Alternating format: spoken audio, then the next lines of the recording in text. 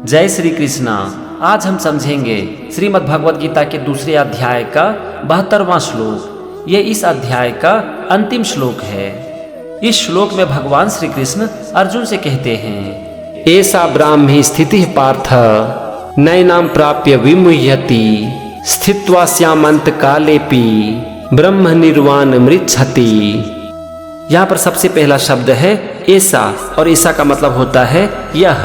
फिर है ब्राह्मी, और ब्राह्मी मतलब जो ब्रह्मा को प्राप्त कर लेता है। इसके बाद है स्थिति, और स्थिति का मतलब होता है स्थिति है। फिर है पार्थ, ये अर्जुन का नाम है। इसके बाद है नए नाम, इसमें है दो शब्द नो और ए नाम। नो मतलब नहीं और ए नाम मतलब इसको। इसके बाद है प्राप्य विमुह्यति, प्राप्य मतलब प्राप्त होकर, और विमुह्यति मतलब मोहित होता है। तो यहाँ पर पहले लाइन का मतलब हो गया, हे पार्थ, यह ब्रह्म को प्राप्त पुरुष की स्थिति है, और इसको प्राप्त करके ऐसे पुरुष कभी मोहित नहीं होते। अब हम आते हैं दूसरे वाक्य पर, और यहाँ पहला शब्द है स्थित्वा स्यामंत कालेपि। इसमें है चार शब्द स्थित्वा, अस्याम, अंत काले और अपि।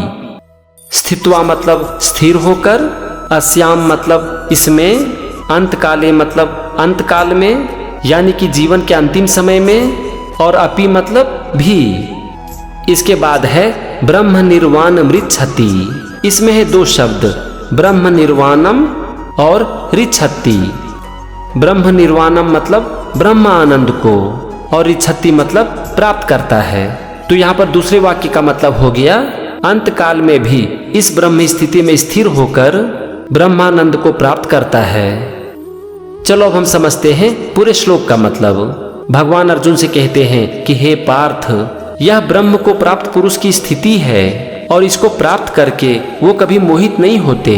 ऐसे पुरुष अंत काल में भी इस ब्रह्म स्थिति में स्थिर होकर ब्रह्मानंद को प्राप्त करते हैं।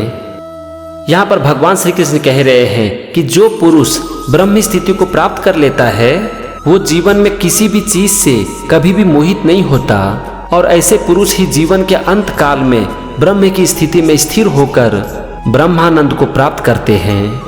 ये था दूसरे अध्याय का 72वां श्लोक, और इसी के साथ श्रीमद् भगवद गीता का दूसरा अध्याय खत्म होता है। अगले एपिसोड में हम तीसरे अध्याय को शुरू करने जा रहे हैं। तो मेरे साथ बने रहिए और सीखते रहिए श्रीमद् भगवद गीता। जय श्री कृष्णा।